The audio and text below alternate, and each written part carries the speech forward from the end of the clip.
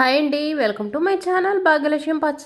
ఎలా ఉన్నారు? బాగున్నారా? నేను కూడా చాలా బాగున్నాను. వీడియో చూసే వాళ్ళందరికీ ఒక చిన్న రిక్వెస్ట్, చూసిన వాళ్ళు తప్పనిసరిగా వీడియోకి అయితే ఒక లైక్ కొట్టండి. చెట్టు మీద ఏంటిది కనిపిస్తుంది అనుకుంటున్నారా? చెట్టు మీద అయితే పాము అండి. పాము కాదులే, పాము కుసం. చేలో పత్తి తీస్తుంటే చెట్టు మీద అయితే ఇలా పాము కుసం ఉంది. ఇప్పుడైతే చేలో చాలామంది ఉన్నాం, 5-6 అయితే ఉన్నాము. ఫస్ట్ నేను పత్తి తీయటానికి అయితే వెళ్ళాను. మంచి రోజు అయితే కొంచెం పత్తి తీసుకొని వస్తాము, అప్పుడైతే వెళ్ళాను. అప్పుడు నేను మా ఆయన మేమిద్దరం వెళ్ళాము. చేలో కార్తెమూలనైతే పత్తి తీస్తాం కొంచెం. ఇంకా అటువైపుకి వెళ్తుంటే అక్కడ ఇంక ఇదిగోండి చెట్టు మీద పాము కోసం అయితే ఉంది. ఇప్పటికైతే 5-6 రోజులు అవుతుంది నేను చూసిన అప్పటికి. ఇప్పటికి 5-6 రోజులు, ఒక వారం రోజులు టైం అయితే గడిచింది. అప్పుడైతే అసలుకి ఇంకా అచ్చం పాములాగే ఉందండి. అప్పుడే కోసం విడిచిందట్టుంది, ఇంకా పాములాగానే ఉంది. ఒక్కసారిగా చూసేటప్పటికి షాక్ అయ్యాను, భయం వేసింది నాకైతే. చాలా పెద్దది, పెద్ద పాము అయినట్టుంది. ఇది తెల్ల దాసుపాము అంట, చాలా డేంజరు. చేలల్లో ఇలా కనిపిస్తూనే ఉంటాయి. అప్పుడైతే ఇంకా అచ్చం పాములాగానే ఉంది. నోరైతే ఇలా తెరిసి అసలుకి చూడంగానే చాలా భయంకరంగా అనిపించింది. చాలా పెద్ద పాము. ఆ రోజు నేనైతే ఫోన్ తీసుకెళ్ళలేదు. ఫోన్ తీసుకెళ్ళినట్టయితే ఆ రోజే వీడియో తీసేదాన్ని. ఇంక ఈ రోజైతే గుర్తుంచుకొని వీడియో తీశాను. ఇంక అప్పటికిప్పటికి ఆ చెట్టు మీద ఇంకా అది అలాగనే ఉండిపోయింది. ఇంక ఇదైతే తర్వాత రోజు ఉదయం పూట, కార్తీక మాసం లాస్ట్ రోజు కదా, లాస్ట్ రోజు పూజ అయితే ఇది ఈ రోజుదే. ఇంకా లాస్ట్ రోజు పూజ అయితే చేశాను. ఈరోజు చేనుకి వెళ్ళే పని లేదు, పత్తి అయితే అయిపోయింది. ఇంకా మా చేలో పని అయిపోతే నేను ఇంటి దగ్గరే ఉంటాను. నీళ్ళల్లో దీపం వెలిగిస్తారు కదా, ఇంకా నీళ్ళల్లో అయితే అరటిది బద్దలాగా ఉంటుంది కదా, వాటిలో అయితే దీపం వెలిగించాను. ఇంక ఇలా సింపుల్గా అయితే ఇలా పెట్టేశాను. బాగుంది కదా చూడటానికి. నాకు చేతనైతే విధంగా అయితే చేశాను. ఇంక ఇలా చేయాలో ఎలా చేయాలో నాకైతే తెలీదు. నాకు చేతనైన విధంగా అయితే ఇలా పూజ చేసుకున్నాను సింపుల్గా. బయట గాబు దగ్గర పెడదాం అనుకున్నా ఫస్ట్. గాబు దగ్గర అంటే ఇంకా అంట్లు అవి కడుగుతూ ఉంటా, బట్టలు ఉతుకుతూ ఉంటాను, అటు ఇటు తిరుగుతూ ఉంటారు. ఇప్పుడు ఇంట్లో పత్తేసాం కదా, అంతా ఇరుకిరుగ్గా ఉంది. పెట్టినా కానీ అక్కడ బాగుండదులే అని చెప్పేసి ఇంకా దేవుడు పూజ గది ఉంది కదా, ఇంకా అక్కడ కింద అయితే ముగ్గేసి ముగ్గులు అయితే అలా పెట్టేశాను. బాగుంది, చాలా హాయిగా ప్రశాంతంగా అనిపించింది. ఉదయం పూట పూజ చేసుకుంటే మనసుకు చాలా హాయిగా ప్రశాంతంగా ఉంటుంది అనుకోండి. కాకపోతే ప్రతిరోజు ఉదయాన్నే లేచి ఇలా పనులు చేసి పూజ చేయాలంటే నాలాంటి వాళ్ళకైతే కొంచెం కష్టంగానే అనిపించింది. కార్తీక మాసం కాబట్టి చేశాను, కానీ మిగతా రోజుల్లో అయితే మాత్రం నా వల్ల అయితే కాదు, నేనైతే చేయలేను. ఇప్పటికీ ప్రస్తుతానికైతే మాత్రం ఇంకా డైలీ పూజలు చేయటం అయితే నా వల్ల కాదు. ఉండే కొద్దీ ఏమన్నా చేయగలుగుతానేమో, చూద్దాం. పూజలు అనేది చేయటం మంచిదే, దానికి ఒక లిమిట్ ఉంటే బాగుంటుంది. కొంతమంది లిమిట్ దాటి కూడా మరీ అతిగా ఓవర్గా చేస్తుంటారు. అలా అయితే నాకైతే నచ్చదు, నా అభిప్రాయం ప్రకారం. ఉదయం పూజ చేసుకున్నాము, అయిపోయింది. ఇంకా ఉదయం కూడా పూజ చేసుకున్నాం కాబట్టి ఇంక పూజ పని అనేది అయిపోయింది. ఇంకా దాని గురించే పద్దాకలు ఆలోచిస్తూ ఉండకూడదు. ఇంక ఇంట్లోకి ఎవరన్నా వచ్చినా స్నానం చేసి రావాలి, బాత్రూమ్కి వెళ్ళినా స్నానం చేస్తే ఇంట్లోకి రావాలి, ఎక్కడికన్నా వెళ్ళినా స్నానం చేస్తే ఇంట్లోకి రావాలి అని కొంతమంది కండిషన్లు పెడతారు. అలా కండిషన్లు మనం పూజ చేస్తున్నాం, మనం పాటిస్తాం, బాగానే ఉంటుంది. పక్కన వాళ్ళకి చిరాకెత్తేటట్టు చేయకూడదు. బయటికి వెళ్ళినప్పుడు కాళ్ళు కడుక్కుంటాం, ఎవరైనా కాళ్ళు కడుక్కొని ఇంట్లోకి వస్తాము. ఇప్పుడు మనలాంటి ఇల్లులు పల్లెటూరులో లేదనుకోండి, సొంత ఇలా హౌస్లు ఉంటాయి కదా, అలాంటి వాళ్ళైతే కాళ్ళు కడుక్కొని ఇంట్లోకి వస్తారు. కానీ అపార్ట్మెంట్లు అలా ఉంటారు, వాళ్ళు కాళ్ళు కడుక్కొని ఇంట్లోకి రావడానికి కుదిరిద్దా? కుదరదు. బయట వాళ్ళకి వాటర్ ఉంటాయా? వాటర్ ఉండవు. ఇంకా అలాంటి వాళ్ళు తప్పదు, వాళ్ళు ఇంట్లోకే రావాలి. ఇంట్లోకి వచ్చిన తర్వాతే వాళ్ళు కాళ్ళు కడుక్కుంటారు. హాల్లోకి వచ్చిన తర్వాతే కదా కాళ్ళు కడుక్కునేది. అన్నీ మనం అనుకున్నట్టే అనుకూలంగా ఉండవు, కొన్ని కొన్ని పరిస్థితులను బట్టి కూడా అడ్జస్ట్ అవ్వాలి.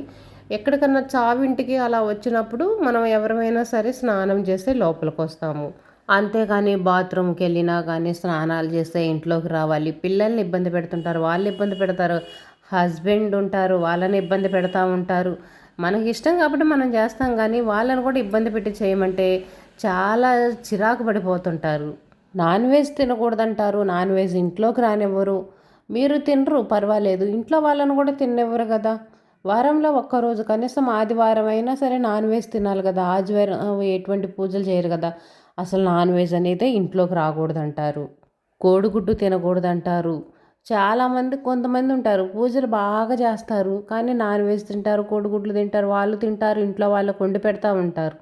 అలా ఉంటే బాగానే ఉంటుంది. కొంతమంది మరీ ఓవర్ చేస్తారండి, వాళ్ళు తినరు పర్వాలేదు, మీ ఇష్టం, మీరు తినకూడదు అనుకున్నారు వదిలేసేయండి, ఇంట్లో వాళ్ళకు వండి పెట్టడానికి ఏమైంది? ఇంట్లో వాళ్ళకు కూడా వండి పెట్టరు. వాళ్ళు తెచ్చుకుంటే ఆ రోజు వాళ్ళకి మనశ్శాంతి ఉండదనుకోండి. నాన్ వెజ్ అనేది తినకుండా ఎన్ని రోజులుంటారు? నాన్ వెజ్ తింటేనే కదా పిల్లలకి బలము. పిల్లలు కూడా ఇష్టంగా తింటారు. మనం ఇన్ని పూజలు చేసేది ఎవరి కోసం? పిల్లల కోసం, మన ఇంట్లో వాళ్ళ కోసమే కదా! వాళ్ళకి నచ్చిన ఫుడ్ వండి పెట్టినప్పుడు ఎందుకు ఈ పూజలు ఇవన్నీ మనకు అవసరమా? ఉపవాసాలు మళ్ళీ.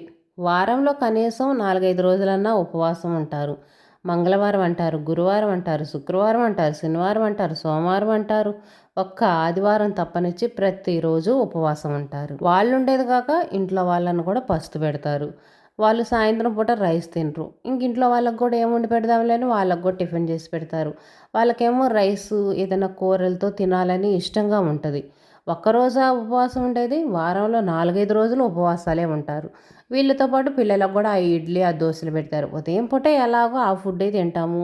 దోశలు అవే తింటాము. మధ్యాహ్నము లంచ్ బాక్సులు తీసుకెళ్తారు. పిల్లలు కానీ, ఇంట్లో హస్బెండ్ కానీ ఏదో ఆరిపోయిన అన్నం ఏదో తినేస్తారు. సాయంత్రం పూట కొంచెం వేడివేడిగా అన్నం నచ్చిన విధంగా తిందామనుకుంటే సాయంత్రం పూట ఉపవాసాలు. ఇంకా మీకోసం స్పెషల్గా మేమేమి వండామని చెప్పేసి వాళ్ళకు కూడా ఏదో ఒక టిఫిన్ పెట్టేస్తారు. ఆ రోజు ఆ పని చేయకూడదు, ఈరోజు ఈ పని చేయకూడదు, ఈరోజు ఇక్కడికి వెళ్ళకూడదు, అక్కడికి వెళ్ళకూడదు. ఏ పని చేయాలన్నా సరే అన్ని కండిషన్స్ అనుకోండి. కనీసం చిన్న చిన్న పనులకు కూడా ఉదయం నిద్ర లేచిన దగ్గర నుంచి తలుపు తీసుకొని బయటికి రావటానికి కూడా బయటకు వచ్చిన తర్వాత తూర్పు వైపుకి వెళ్ళాలంటారు, ఉత్తరం వైపుకి వెళ్ళకూడదంటారు, అటువైపున తిరగాలంటారు, ఇటువైపున తిరగకూడదంటారు. ఇంట్లో ఆ వస్తువు అక్కడ ఉండకూడదు, ఈ వస్తువు ఇక్కడ ఉండకూడదు. ప్రతి ఒక్కదానికే కండిషన్లో మూఢనమ్మకాలు. ఎవరన్నా ఇంటికి వచ్చి వెళ్ళారనుకోండి, వీళ్ళు వచ్చిన తర్వాతే మాకు బాగుండలేదు, నాకు ఒంట్లో బాగలేదు. ఎవరన్నా ఏదన్నా ఒక మాట అన్నారనుకోండి, వీళ్ళు ఈ మాట అన్న తర్వాతే నాకు ఇలా జరిగింది, ఇలా హెల్త్ బాగలేదు. ప్రతి ఒక్కటి మనసులో గిలి అనేది ఉంటుంది. ఎవరిని నమ్మరు, దేవుణ్ణే నమ్ముతారు, దేవుడి ధ్యానంలోనే ఉంటారు. దేవుడు వాళ్ళ కోరుకున్న కోరికలన్నీ తీర్చాలంటారు. గంటల గంటల పూజలు చేస్తారు, గంటల గంటల పూజ గదుల్లోనే ఉంటారు. కానీ దేవునికి ప్రసాదంగా కనీసం ఒక పండు కూడా పెట్టరు అనుకోండి. ఆ పండు పెట్టడానికి అవి కొనడానికి డబ్బులు ఎక్కడ వేస్ట్ అవుతాయో అని పిసినారుతనం. ఇంత బెల్లం ముక్కో ఇంత పంచదారో పెట్టి దీపం వెలిగిస్తారు కానీ కనీసం ఒక పండు కూడా కొనిపెట్టరు. మనలాంటి వాళ్ళమంటే మనం ఎక్కువ పట్టించుకోం కాబట్టి ఎలాగైనా చేస్తాం. దేవుడికి ప్రసాదంగా ఏది పెట్టినా సరే మనం మనుషులతో మంచిగా ఉంటే చాలని నమ్ముతాము. వాళ్ళు దేవుడు దేవుడు దేవుడు అని ఇంకెప్పుడు దేవుడిని కొలుస్తూ ఉంటారు కదా. దేవుడికి కూడా మనసారా తృప్తిగా ఒక పండు పెట్టడానికి కూడా వాళ్ళకి చేతులు రావు. కనీసం దేవుడికి చందాకు కానీ అన్నదానానికి కానీ ఒక 500 ఒక 1000 రూపాయల డబ్బులు కూడా ఎవరు ఒక 10 మందికి భోజనం కూడా పెట్టరు. మళ్ళీ పక్కన వాళ్ళు ఎవరన్నా వాళ్ళకంటే త్వరగా నిద్ర లేచినా, త్వరగా పనులు చేసినా, త్వరగా పూజ చేసినా కానీ వాళ్ళు ఓర్చుకోలేరు. వాళ్ళే ముందు నిద్ర లేవాలి, వాళ్ళే పనులు చేసుకోవాలి, వాళ్ళే దేవుడికి పూజ చేయాలి, వాళ్ళకే దేవుడు అనేది వరం ఇవ్వాలి. అందరికంటే ముందు నిద్ర లేచి పూజలు చేసినంత మాత్రాన దేవుడు వరం ఇవ్వడు. మంచి పనులు మనం రోజంతా ఏం చేస్తున్నాం, సంవత్సరం అంతా ఏం చేస్తున్నాం అనేది దేవుడు చూస్తాడు. నువ్వు ఒక్కరోజు అందరికంటే త్వరగా నిద్రలేసి దేవుడికి దీపం పెట్టినంత మాత్రాన దేవుడు నీ కోరికలన్నీ నెరవేర్చడు. 2 గంటలకి 3 గంటలకే పూజలు చేస్తారు. దేవుణ్ణి కూడా ప్రశాంతంగా పడుకొని ఇవ్వరనుకోండి. వీళ్ళకి ఎలాగో నిద్ర ఉండదు, మనశ్శాంతి ఉండదు. దేవుడు నాకు కోట్లు కోట్లు ఇవ్వాలన్న కోరికలతో ఉంటారు. కనీసం దేవుణ్ణి కూడా ప్రశాంతంగా నిద్రపోనివ్వరనుకోండి. 4 గంటలకి 5 గంటలకు అలా పూజ చేస్తారు. కొంతమంది మరీ 2 గంటలకి 3 గంటలకే నిద్రలేచి పూజలు చేస్తుంటారు. ఎవరన్నా మనకు తెలిసిన వాళ్ళు మన చుట్టాలు చనిపోయారనుకోండి, కనీసం వాళ్ళ దగ్గరకు కూడా వెళ్ళరు, వాళ్ళని కూడా చూడరు. వాళ్ళు ఏదో వస్తారు, వీళ్ళకి ఏదో అంటుకుంటుందని వాళ్ళు చనిపోయిన భోజనాలకు వెళ్తారు కదా, ఆ భోజనాలు కూడా తినరు. ఏదైనా మనకు భోజనమే కదా పెడుతుంది. ఏదో మన మనసులో అదొక గిల్లు ఉంటుంది తప్పనిచ్చి. చనిపోయిన వాళ్ళు ఎక్కడికి వస్తారు? వచ్చే వాళ్ళైతే వాళ్ళ ఫ్యామిలీ కోసం వస్తారు, వాళ్ళ పిల్లల కోసం వస్తారు. మన కోసం ఎవడొస్తాడు? మనిషి అయి పుట్టినాక ప్రతి ఒక్కరు చనిపోతారు. భూమి మీద శాశ్వతంగా ఎవ్వరూ ఉండరు. మనిషి ఉండరు, ఏ పశువులు, పక్షులు, జంతువులు ఎవరు ఏ ప్రాణి కూడా భూమి మీద శాశ్వతంగా ఉండదు. ప్రతి ఒక్కరు చనిపోవాల్సిందే. అలాంటప్పుడు వాళ్ళని ఏదో అంటుకుంటే మనకేదో వస్తుంది, వాళ్ళ దగ్గరికి వెళ్ళకూడదు, చూడకూడదు, అది ఇదని మూఢనమ్మకాలతో ఉంటారు. మనం చనిపోకుండా ఉంటామా? మనం చనిపోకుండా ఉంటాం కదా. మనం చనిపోయినప్పుడు మనల్ని చూడటానికి కూడా నలుగురు అనేవాళ్ళు రావాలి కదా. కొంతమంది ఉంటారు, వాళ్ళకు బాగా కావలసిన వాళ్ళు లేదనుకోండి, వాళ్ళకి నచ్చిన వాళ్ళు అలాంటి వాళ్ళు చనిపోతే వెళ్తారు, చూస్తారు, పట్టించుకోరు. కానీ కొంచెం దూరం అయిన వాళ్ళు, ఏదో తెలిసిన వాళ్ళు, అలాంటి వాళ్ళు చనిపోతే అమ్మో మేము రాకూడదు, చూడకూడదు అంటారు. అంటే మనకు తెలిసిన వాళ్ళు, మన చుట్టాలు చనిపోయినప్పుడు వాళ్ళని చూడటానికి వెళ్తే లేని అంట అనేది వీళ్ళని చూస్తే వచ్చిద్దా? గుడికి వెళ్ళినా అంతేనండి. కొంతమంది దేవుడి దగ్గరే కూర్చుంటాడు, దేవుడు మాకే రావాలనుకుంటారు. వాళ్ళు దగ్గర ఉన్నారు కదా, కొంచెం పక్కకి వెళ్తే పక్కన వాళ్ళు వచ్చి కూడా దర్శనం చేసుకుంటారు కదా, అలా వెళ్ళరు. వాళ్ళే దేవుడి దగ్గర ఉండాలంటారు. దేవుడి దగ్గర ఏదైనా కాయలు ఇచ్చినా, పువ్వులు ఇచ్చినా ముందు మేమే తీసుకోవాలంటారు, మాకే కావాలంటారు. వాటి కోసం ఎగబడి గొడవ చేస్తారనుకోండి, అందరూ తీసుకుంటారు కదా దేవుడి ప్రసాదం, ఒకళ్ళ తర్వాత ఒకళ్ళు తీసుకుంటాము. అలా కాదు, ముందు మేమే తీసుకోవాలంటారు. పూజల విషయంలో అనేక సందేహాలు అనుకోండి. ఒకళ్ళు ఒక విషయం చెబుతుంటారు, ఇంకొకళ్ళు ఇంకొక విషయం చెబుతుంటారు. ఒకళ్ళు 2 దీపాలు వెలిగించాలంటారు, ఇంకొకళ్ళు అయితే 3 దీపాలు వెలిగించాలంటారు. కొంతమంది దీపం అనేది అగ్గిపుల్లతో వెలిగించాలంటారు, కొంతమంది అగ్గిపుల్ల పెట్టి వెలిగించకూడదు, దోషమని అంటారు. అగ్గిపుల్లతోటే కదా మనం కడ్డీలు వెలిగించేది, తర్వాతే కదా మనం దీపారాధన. ఏదైనా ఫస్ట్ మనకు మంట అనేది వచ్చేది అగ్గిపుల్లతోనే కదా, అగ్గిపుల్లతో దీపం వెలిగించకూడదు అంటారు. పూజకి ఆ పూలు వాడకూడదు, ఈ పూలు వాడకూడదు అంటారు. బంతి పూలు అనేది పూజకు వాడకూడదు అంటారు. అయ్యప్ప స్వామికి అయితే ఎక్కువ బంతి పూలే వాడతారు. ఏ స్వామికైనా మనం పూలు వాడుతున్నాం కదా, పూలు వాడకూడదు అనుకున్నప్పుడు ఏ స్వామికి మనం ఆ పూలు అనేది వాడము. ఇంకొకటి ముఖ్యంగా మన లేడీస్కి నెలవారీ ప్రాబ్లమ్స్ ఉంటాయి కదా, అవి వచ్చినాయి అనుకోండి, ఈ పూజలు చేసే వాళ్ళు ఉంటారు కదా, అసలు వాళ్ళని ఒక అంటరాని వాళ్ళలాగా చూస్తారనుకోండి. వామ్మో వీళ్ళని అసలు ముట్టుకోకూడదు, ముట్టుకుంటే ఇంకా మనకు పాపం వచ్చేసిద్ది, మనం తగలబడిపోతాం అన్నట్టుగా చూసి వీళ్ళని దూరం దూరం పెట్టి దూరం దూరంగా పోతారు. అసలుకి ఆడవాళ్ళు అన్నీ తెలిసిన వాళ్ళు ఇలా ఎందుకు చేస్తారో కూడా అసలుకి అర్థం కాదు. ఆడవాళ్ళని పుట్టిన తర్వాత ప్రతి ఒక్కరికి ఈ ప్రాబ్లం అనేది ఉంటుంది. ఉండని వాళ్ళు ఎవ్వరూ ఉండరు అనుకోండి.